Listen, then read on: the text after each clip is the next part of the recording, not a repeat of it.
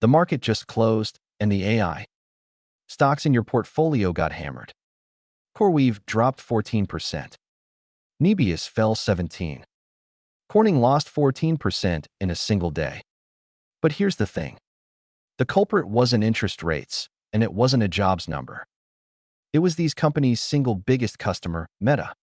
If your Nasdaq account got shaken today, this is the epicenter. Now here's what's really unsettling. The Nasdaq itself only slipped about 0.7%. On the surface, it looks like a quiet day. But under that calm water, the entire backbone of this AI rally just cracked. Today I'll walk you through exactly what Meta did to blow up its own suppliers, and why a few stocks quietly soared while everything else sank. And at the very end, all of this gets tested by one single number tonight. The June jobs report we've been talking about all week. I'll tell you exactly which way to lean. Stick around. First, let's look at how the session actually went. On the surface, it was calm. The Nasdaq slipped about 0.7%. The S&P 500 lost 0.2, and the Dow was basically flat. Just glancing at that, today looks like a quiet breather. But go one layer deeper, and the story completely changes. Inside the S&P 500, the sectors split to opposite extremes. Communication services jumped 2.4%, and financials rose 2.2%. But technology, all by itself, collapsed 2.6%. In one day, a 5 percentage point cliff opened up between sectors. In plain English, the index looked fine only because communication and financials rose exactly as much as tech fell. One side plugged the other side's hole. Traders call this a rotation, money stampeding out of one seat and into another. And the trigger, sitting right inside that communication sector, was Meta. Meta alone soared 8%. So what did Meta announce that sent itself up 8% while dragging every chip and AI infrastructure stock down with it? Let's get into it. Meta was the real main character today, so let's start there. What Meta announced is that it's jumping directly into the cloud business. The project is called Meta Compute. Here's what that means. Until now, Meta was a giant buyer, spending staggering sums on NVIDIA chips and data centers to run its own AI. Its capital spending this year alone is planned at $115 to $135 billion. It's building a 1 gigawatt data center in the Midwest and a 2,200-acre campus in Louisiana. But after building all that, it ended up with spare capacity it can't use right away. So Meta declared it will rent that out and get paid for it. It's selling two things. One is Muse Spark, its own AI models offered through the cloud. The other is raw GPU compute, sold by the hour. Mark Zuckerberg had already floated a cloud business at the May shareholder meeting, and today it became real. The market rewarded Meta with an 8% pop.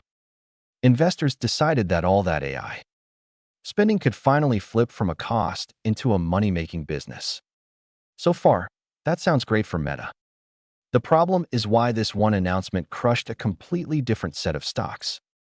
That was the real drama today. Here's where the real event detonated. There are companies that had been selling computing power to Meta. The two big ones are CoreWeave and Nebius. People call them Neoclouds. Not the traditional giants like Amazon or Microsoft, but new upstarts that rent out nothing but AI compute.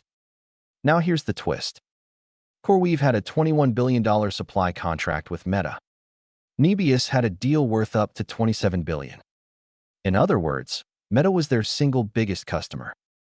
And today, that customer suddenly announced it's going to do the business itself. Yesterday's biggest buyer became today's direct competitor. How do you think the market reacted? CoreWeave vaporized 14% in a day, and Nebius 17%. Other Neoclouds like IREN slid too. But the damage didn't stop there.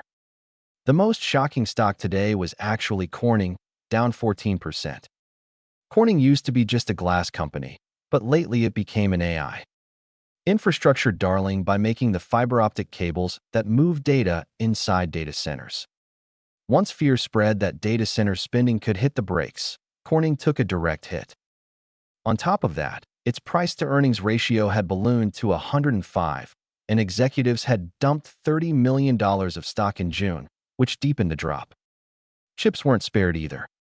Micron fell nearly 10%, Marvell 7%, and Intel 9%. Now let me take you one level deeper. Why is this so scary? Because it smashed the exact story the market believed just yesterday. Only 2 days ago, on this channel, I told you the heart of this quarter's rally was that AI is no longer NVIDIA's game alone. That money was spreading across the whole infrastructure, into Micron, into Intel. And Meta's single move just planted the opposite scenario in the market's head, that maybe too much money got poured into that infrastructure, and a glut is coming. Yesterday's AI pick-and-shovel winners became today's repricing targets. So is everything just falling today? No. When money leaves one place, it flows into another, and following that flow tells you the real character of the day. The standout winner was Reddit, up 14%. Why? Reddit sells its data to Google and OpenAI, and it just moved to sharply raise those licensing fees at the 2027 renewal. CEO Steve Huffman said they'll switch from flat pricing to pay more if you use more. Reddit already makes over $200 million a year from this data business and wants to grow it much bigger. And here you can see today's big picture clearly. Money left the companies that sell the raw ingredients for AI, the chips, and the cloud infrastructure. And it flowed toward companies that can directly monetize the AI era, ones that own data like Reddit or sell services like Meta. That's what this rotation really was. Healthcare had big moves too. Guardant Health jumped 14% and Oscar Health 12%. Let me also flag rates. The U.S. 10-year Treasury yield spiked to 4.48%, up more than 2% in a day. Rising yields especially hurt tech stocks that live on far-off future profits, so that jump helped beat down chips today. Oil, on the other hand, fell more than 2% again. The U.S. and Iran keep talking in Doha. Supply is coming back, and a glut fear is building. Brent crude is down 23% this quarter, its worst since 2020. Falling oil eases inflation pressure, which is a welcome backdrop for the market. And that thread picks right back up in a moment, with tonight's jobs report. Now we get to today's real battleground. While all this drama played out, there was one thing the market was truly holding its breath for. Jobs data. The first piece came out today, the ADP Private Payrolls Report. It showed just 98,000 private jobs added in June. That's clearly below the 118,000 the market expected. A sign the labor market is slowly cooling. But that's just the warm-up. The main event lands tonight. The June jobs report, the government's official non-farm payrolls number, comes out tonight. It's normally a Friday release, but tomorrow, July 3rd, U.S. markets are closed for the Independence Day holiday. So it got pushed up a day to today? I've talked about this number all week. The market expects around 100 to 115,000 new jobs, with unemployment holding at 4.3%. That's a sharp drop from the 172,000 added in May. And here's the key. The market is in that twisted zone where good news is actually bad news. Because if jobs come in too hot, the Fed gets a reason to keep rates higher for longer.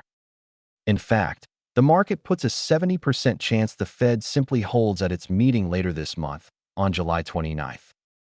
Rates are at 3.5 to 3.75%, and everyone's waiting for a cut.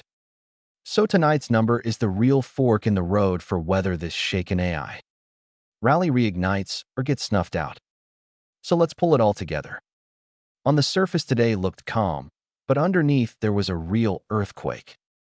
Meta declared it's getting into the cloud business, and money that had piled into AI infrastructure stampeded out of names like CoreWeave, Nebius, and Corning.